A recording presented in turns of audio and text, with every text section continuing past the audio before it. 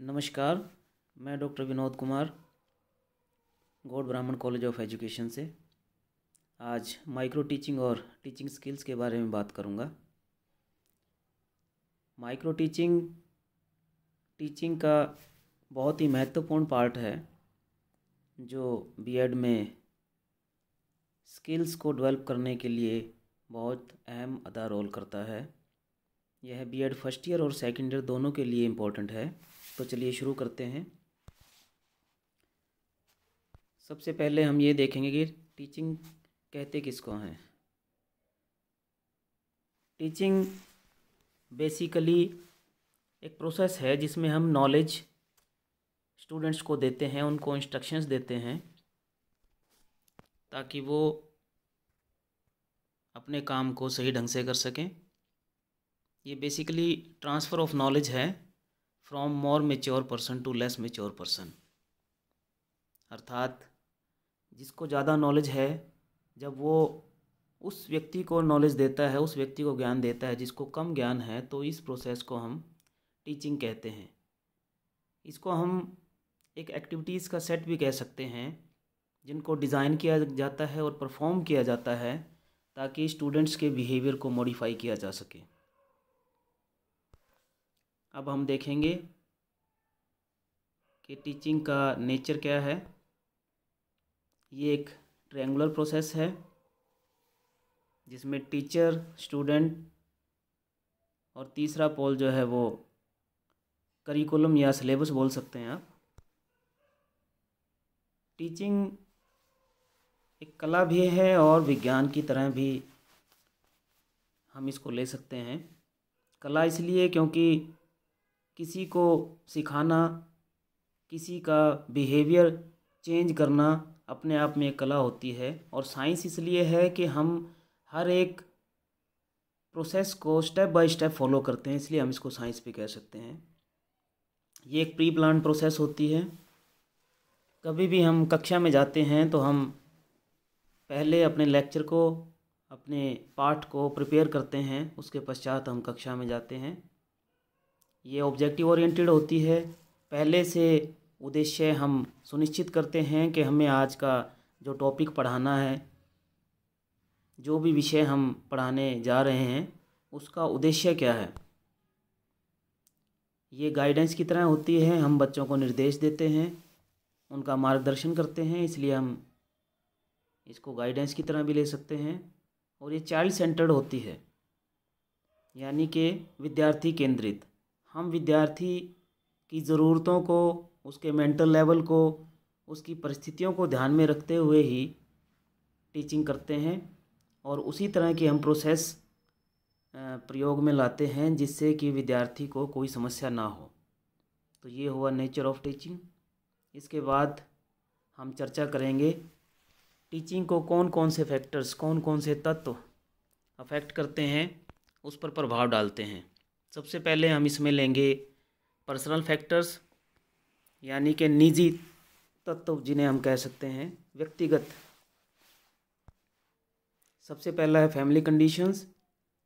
ये बहुत ही important factor है क्योंकि फैमिली कंडीशंस हमेशा ही इंसान के ऊपर, इंसान के दिमाग के ऊपर, उसके बिहेवियर के ऊपर प्रभाव डालती हैं।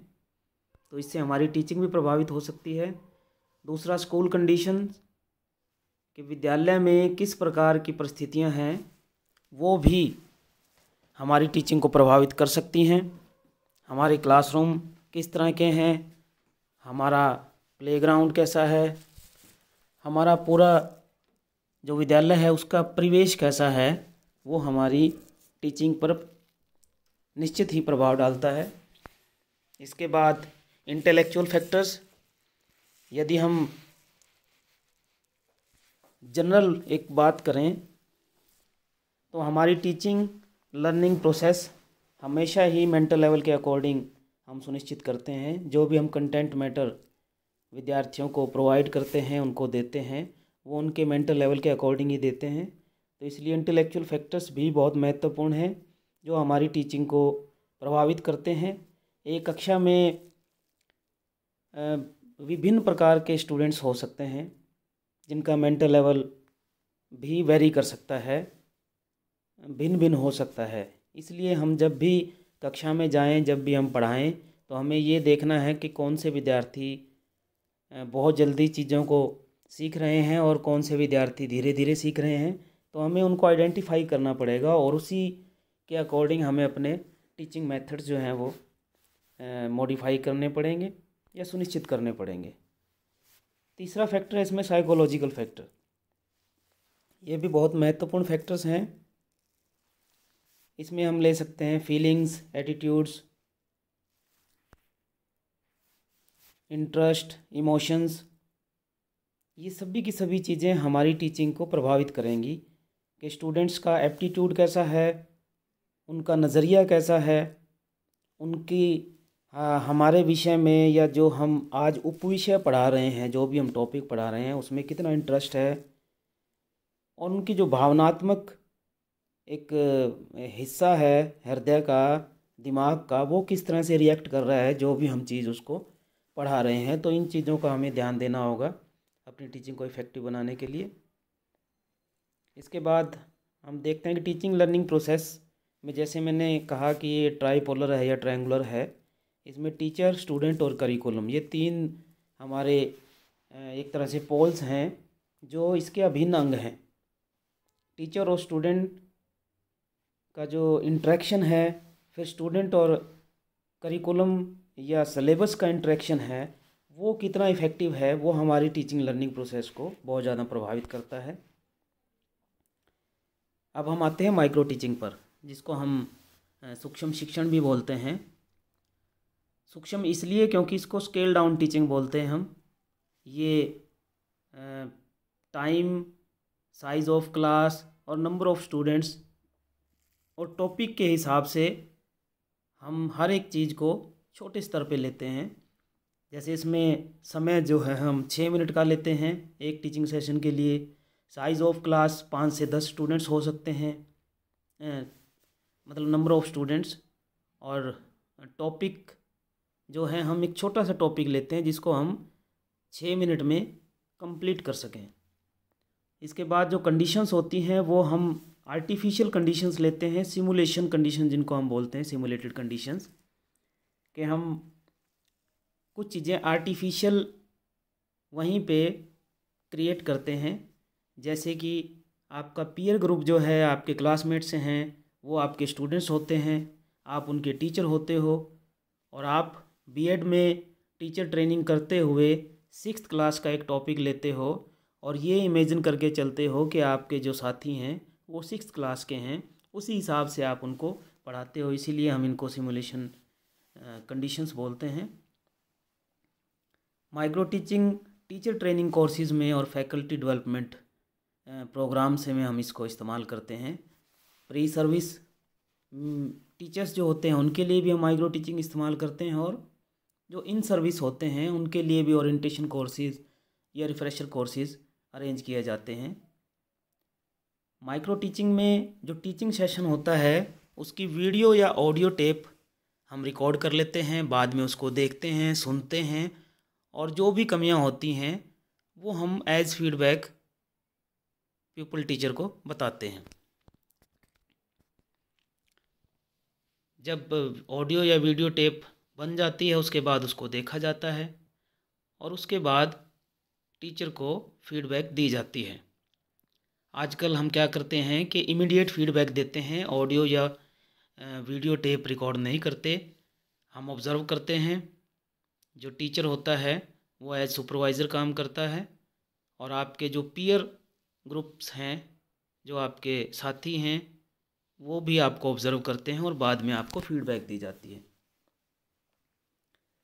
फिर ये टीचिंग का सेशन बार बार हम दोहराते हैं आपकी टीचिंग को इम्प्रूव करने के लिए। जैसे मैंने पहले कहा कि इसमें एक छोटा टॉपिक लेते हैं और एक समय पे एक ही स्किल हम लेते हैं। वो स्किल्स हम बाद में देखेंगे कौन कौन सी स्किल हैं और किस तरह से हम उनको लेते हैं, किस तरह से पढ़ाते हैं, किस तरह से प्रैक्टिस करते हैं।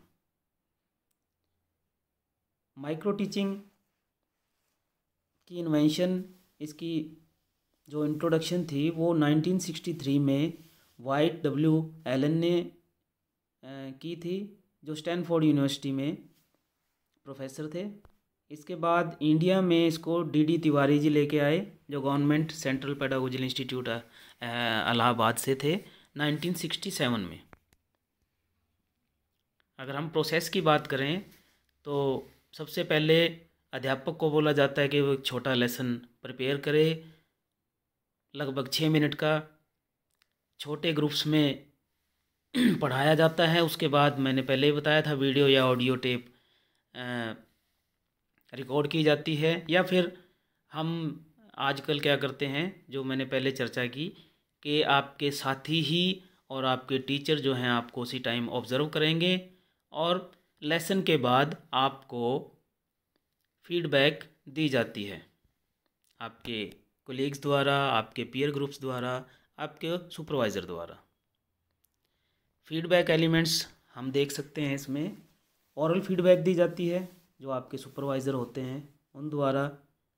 आपके जो पीयर ग्रुप हैं, जो आपके साथी हैं, वो भी आपको ऑब्जर्व करते हैं। और ऑडियो और वीडियो टेप से भी हम जो रिकॉर्डिंग होती है उसको बाद में देख करके जो कमियां होती हैं वो आपको बताई जाती हैं। माइक्रो टीचिंग की इम्पोर्टेंस के बारे में अगर हम बात करें, तो माइक्रो टीचिंग का इस्तेमाल किया जाता है टीचिंग स्किल्स को इम्प्रूव करने के लिए, डेवलप करने के लिए, और जो भी एरर्स हैं, जो भी कमियां हैं, उनको निकालने के लिए, आपकी टीचिंग को और बेहतर करने के लिए माइक्रो टीचिंग का इस्तेमाल किया जाता है। और ये इसलिए भी इम्पोर्टेंट है क्योंकि हमें स्टूडेंट्स का बिहेवियर समझने में ये बहुत ज़्यादा सहायक सिद्ध होती है, और प्यूपल टीचर का कॉन्फिडेंस डेवलप करने में भी माइक्रो टीचिंग बहुत ज़्यादा हेल्पफुल है।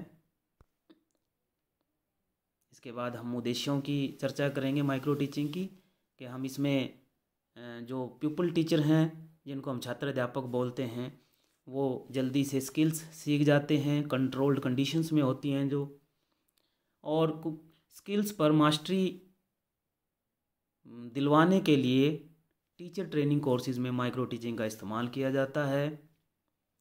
और सबसे बड़ी बात है कि प्यूपल टीचर में, छात्र अध्यापक में धीरे धीरे आत्मविश्वास का संचार होता है। इसके बाद हम अगर माइक्रो टीचिंग प्रोग्राम की बात करें तो किस तरह से उसको कैरी किया जाता है। सबसे पहले कोई एक स्किल ली जाती है, उसको डिफ़ाइन किया जाता है, उसको एक्सप्लेन किया जाता है। उसके बाद जो आपके टीचर हैं, जो आपके टीचर एजुकेटर हैं, वो किसी एक स्किल की आपको डेमोन्स्ट्रेशन देते हैं कि किस तरह से स्किल को प्रेजेंट किया जाता है। उसके बाद प्यूपल टीचर यानी छात्र अध्यापकों को बोला जाता है कि हर एक स्किल का एक एक मॉडल लेसन तैयार किया जाए। उसके बाद छोटे ग्रुप्स में प्यूपल टीचर उन लेसन्स को पढ़ाते हैं, फीडबैक दी जाती है। अगर फीडबैक नेगेटिव होती है तो दोबारा से उसको रीप्लान करने के लिए कहा जाता है।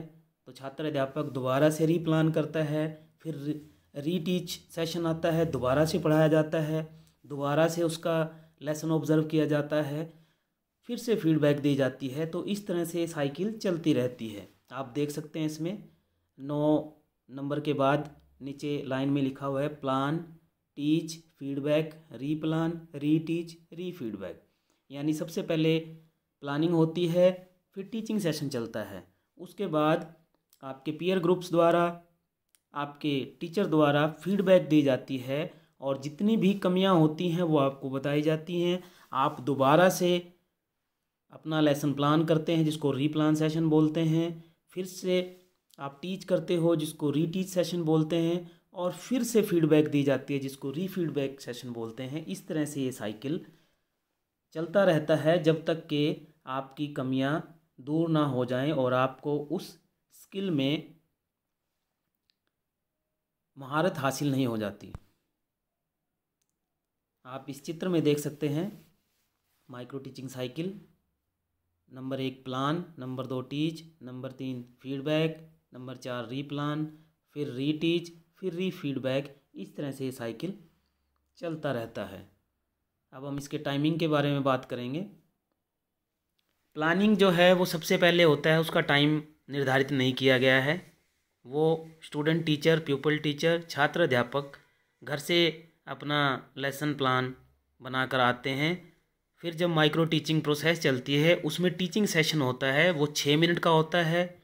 उसके बाद फीडबैक सेशन भी 6 मिनट का होता है। फिर जब कमियां निकाल दी जाती हैं, एरर्स उसको बता दिए जाते हैं, उसको 12 मिनट का समय दिया जाता है रीप्लान करने के लिए। फिर उसके बाद रीटीच सेशन होता है जो 6 मिनट का होता है।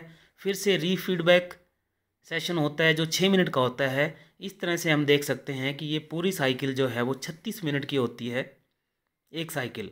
उसके बाद भी अगर कमियां रह जाती हैं तो फिर से स्टूडेंट टीचर को, प्यूपल टीचर को कहा जाता है कि वो फिर से प्लान करे। रीप्लानिंग, रीप्लानिंग, रीटीच, रीटीच, रीफीडबैक, रीफीडबैक, इस तरह से ये साइकिल जो है वो चलता रहता है जब तक स्किल में आपको महारत नहीं हासिल हो जाती।